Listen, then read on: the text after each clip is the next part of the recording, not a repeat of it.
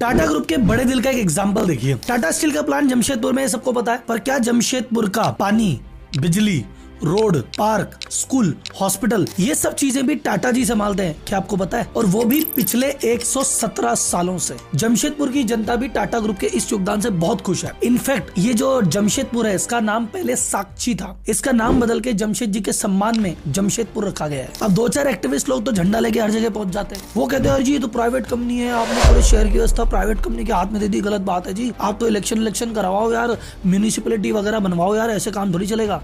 अब इन में ताकि इनकी पॉलिटिक्स सेट हो जाए, ये इनकी बन जाए। लेकिन अगर ऐसा हो गया तो टाटा ग्रुप को नॉर्मल बिजनेस एडमिनिस्ट्रेशन में दिक्कत आएगी। टाटा ग्रुप जी कह रहे हैं आज तक 117 सालों से संभाला है, आगे भी संभाल लेंगे भाई साहब, इसमें दिक्कत क्या आ रही है? लेकिन क्या एक शहर की व्यवस्था एक प्राइवेट कंपनी को दी जा सकती है? क्या संविधान में इसकी कोई अलग से व्यवस्था है? वैसे इस केस का फैसला तो आ चुका है, तो क्या गवर्नमेंट ने टाटा ग्रुप को जमशेदपुर का कंट्रोल दे दिया या नहीं दिया? आखिर हुआ क्या, ये बताने से पहले मैं एक बार आपको टाटा स्टील और जमशेदपुर की हिस्ट्री बताना चाहता हूँ। टाटा स्टील की शुरुआत तब हुई थी जब भारत देश आजादी नहीं था, अंग्रेजों का राज चलता था, राजाओं का राज चलता था। उस दौरान कैसे इन्होंने जमीन ली, तब से लेके आज तक कैसे काम किया, इस पूरे मुद्दे पे टाटा ग्रुप अपने पक्ष में क्या दलील देता है और सामने वाले प्रोटेस्टर ग्रुप किसके बारे में क्या बोलते हैं। आखिर टाटा ने जमशेदपुर का निर्माण किया तो किया कैसे, और इन सभी मामलों के बाद कोर्ट ने आखिर क्या जवाब दिया, सब बताएगा आपका राहुल। तो जनता जनार्दन की जय बोल के करते हैं वीडियो की। टाटा ग्रुप की चैरिटी बाकी सबकी चैरिटी से एकदम अलग है। क्यों? क्योंकि बाकी लोग कुछ धंधा करते हैं, नौकरी करते हैं, पैसा कमाते हैं, उस पैसे में से अपना काम करके बाद में चैरिटी करते हैं। टाटा ग्रुप तो पैसा ही इसलिए कमाता है ताकि चैरिटी कर सके। दूसरा, टाटा ग्रुप उसी इंडस्ट्री में एंटर करते हैं जहां से देश का भला हो। 1907 में उस समय स्टील का प्रोडक्शन करना अपने आप में कितना कठिन टास्क था, कोई करता ही नहीं था। पर जमशेद जी ने सोचा कि अगर किसी भी देश को प्रगति करनी है तो उसका खुद का स्टील का प्रोडक्शन होना चाहिए। इस विजन के साथ काफी मेहनत के बाद 1907 में उन्होंने टाटा स्टील की स्थापना की।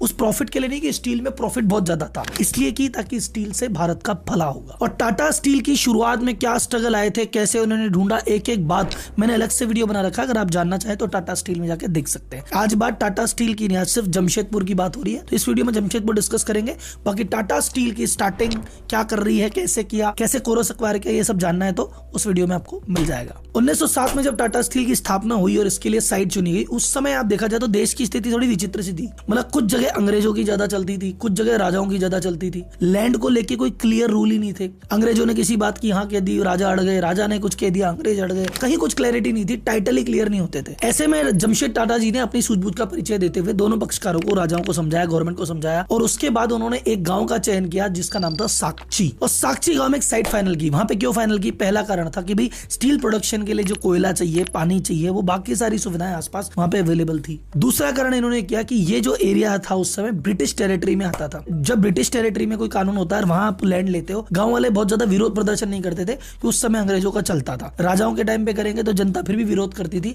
अंग्रेजों का कोई उस समय ज्यादा विरोध नहीं करता था। उस समय अंग्रेजी गवर्नमेंट ने 1894 में एक लैंड एक्विजिशन एक्ट पास किया था, जिसके अकॉर्डिंग ब्रिटिश गवर्नमेंट किसी प्राइवेट कंपनी को लैंड सौंप सकती है, बशर्ते वो थोड़ा पब्लिक यूज यानी उस पर इंफ्रास्ट्रक्चर का काम और थोड़ा बहुत मैन्युफैक्चरिंग का काम करता हो, तो कानूनी रूप से लैंड उनको मिल सकती थी। तो ऐसा करके उन्होंने 1907 में ये लैंड अपने नाम कराई और काम चालू किया। और क्योंकि उसमें लैंड के एक्ट में लिखा था कि तुमको प्राइवेट कंपनी को तभी मिलेगी जब तुम वहां पे इंफ्रास्ट्रक्चर के कुछ काम करोगे। एक तो एक कानूनी बाध्यता थी। उसके अलावा कानूनी बाध्यता नहीं भी होती तो सोचो ना, एक कोई आपके शहर से 300-400 किलोमीटर दूर एक कोई साइट है, अब वहां पे आपको लेबर भी रखना है, इंजीनियर भी रखना है, बाकी स्टाफ भी रखना है। अब वहां पे भाई साहब कुछ नहीं, न पानी की व्यवस्था, न भाई साहब बिजली की व्यवस्था, न रहने की व्यवस्था। जिसकी सैलरी 10,000 रुपए किसी की सैलरी है, उसको 50,000 भी दो, वो कहता है दे तो दो भैया, मैं आऊंगा, रहूंगा कहाँ, खाऊंगा क्या, पीऊंगा क्या। ऐसी स्थिति में जमशेद टाटा जी ने कहा एक काम करते हैं, जीरो से नया शहरी बसा डालते हैं। तो उस समय साक्षी छोटा सा गांव था, शहर के नाम पे कुछ नहीं था, जीरो से चीजें बनाई कि चलो रोड मैं बनाता हूँ, चलो भैया घर में बनाता हूँ, चलो भाई बिजली की व्यवस्था मैं करता हूँ, चलो जी पीने के पानी की व्यवस्था मैं करता हूँ, चलो तुम्हारे बच्चे रहेंगे तो स्कूल भी बना देता हूँ, चलो बीमार हुए तो हॉस्पिटल भी बना देता हूँ। जीरो से ब्रिक बाय ब्रिक एक शहर का निर्माण किया गया। कुल मिलाकर जिस चीज की उम्मीद आप एक सरकार से करते हो, नगर निगम नगर पालिका से करते हो, वो सारा काम जमशेदपुर के लिए किया टाटा स्टील ने। वो एक तो होता है कि एक ऐसा गांव था जहां एक कंपनी आई और बस गई और बड़ी हो गई, और ये तो एक कंपनी थी जहां बसी और उसने आसपास गांव बसा दिया। तो जमशेदपुर बाकी सभी सिटी से इस मायने में अलग है। तो ये व्यवस्था 70-80 साल आराम से चली, बहुत बहुत अच्छी चली, आज भी चल रही है। लेकिन 1984 में एक बड़ा परिवर्तन आया। उस समय भाई साहब बहुत समय जमींदारी कानून और इन चीजों की मांग हो रही थी कि यार प्राइवेट कंपनियों के पास इतनी सारी लैंड कैसे। तो 1984 में उस समय की तत्कालीन जो बिहार सरकार थी,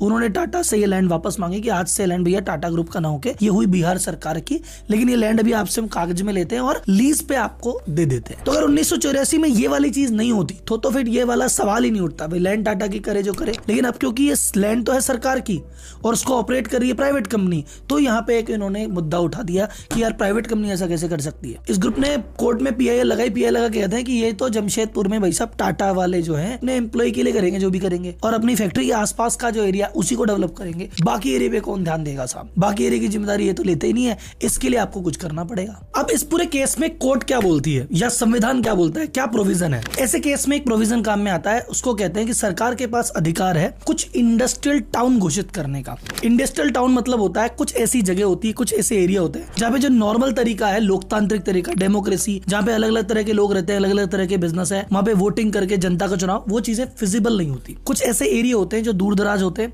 वहाँ पे कुछ लिमिटेड कंपनियां कुछ लिमिटेड काम कर रही होती है और मेजर पॉपुलेशन उन्हीं की होती है। वहाँ पे उन एरिया को इंडस्ट्रियल टाउन घोषित कर दिया जाता है और वहाँ पे नॉर्मल जो नगर पालिका, नगर निगम, ये वाले काम उस कंपनी को ही करने होते हैं। तो अभी तक जमशेदपुर को इंडस्ट्रियल टाउन घोषित क्यों नहीं किया, क्योंकि एक तो इसकी पॉपुलेशन बहुत ज्यादा है, टाटा ग्रुप वहाँ मेजोरिटी में मौजूद है, लेकिन ऐसा नहीं कि सब कुछ टाटा ग्रुप का ही है, तो इसलिए अभी तक इसको इंडस्ट्रियल टाउन घोषित नहीं किया गया था। लेकिन अब ये जो पिटीशन के बाद से सरकार पे दबाव है कि भैया या तो तुम इसको इंडस्ट्रियल टाउन घोषित करो तो बाकी चीज खत्म हो, या फिर तुम एक काम करो, यहाँ पे इलेक्शन कराओ, कुछ तो करो, ये बीच की स्थिति नहीं चलेगी। तो सरकार ने फाइनली जमशेदपुर को इंडस्ट्रियल टाउन घोषित कर दिया है और कह दिया कि ठीक है साहब, यहाँ पे मेन जो काम रहेगा टाटा ग्रुप ही करेंगे, कुछ हमारी लोग भी अपॉइंट रहेंगे, उन चीज को इंश्योर करेंगे, पर मेजर काम टाटा स्टील ही करेगी। तो कुल मिला के सरकार ने, इसको कहते हैं टाटा का भरोसा, कि सरकार ने भी भरोसा दिखाया कि यार ये चाहे कंपनी प्राइवेट है, लेकिन इसमें वो जो कहते हैं ना मानवीयता है या सामाजिक सरोकार, सामाजिक मूल्य इस तरह से है कि ये पूरे शहर को निर्वाह कर सकती है। तो ये ट्रस्ट टाटा पे दिखाया गया और कहते हैं ना टाटा ने पैसा कमाया, खूब पैसा कमाया, लेकिन मेन चीज है इज्जत कमाई है कि सरकार भी उनको एक पूरे शहर की जिम्मेदारी देने में सोच रही नहीं है। इसके बाद भी भैया एक्टिविस्ट लगे हुए हैं, कोई कुछ कह रहा है, कोई कुछ कह रहा है, बातें आगे चलेगी, आर्टिकल आते रहेंगे, तो इसमें कोई भी अपडेट होता है तो मैं आपको जरूर शेयर करता हूं। तो झारखंड सरकार ने जो इंडस्ट्रियल टाउन बनाने का डिसीजन लिया है, ये सही है गलत है, मुझे कमेंट बॉक्स में बताइए आपके क्या विचार है। पहले बिहार सरकार बोला था, अब झारखंड बोला, भाई साहब 84 में बिहार थी, अब अलग हो गई है, आप समझ सकते हो। तो इस तरह के इंटरेस्टिंग टॉपिक जो कि बहुत कुछ सिखा के जाते हैं, जिसमें हमारा इतिहास दबा हुआ है, बहुत सारे बिजनेस के मोटिवेशन लेसन हमको मिलते हैं, ऐसी चीजें जो दबी छुपी है, जो कोई डिस्कस नहीं करता है, इस चैनल पे डिस्कस होती है। तो आप इस चैनल को सब्सक्राइब कीजिए अगर इस तरह की बातें जानना चाहते हैं, और भी कोई आपके मन में डाउट है या कोई कहानी चाहते हैं जो मैं कहूं, मुझे कमेंट बॉक्स में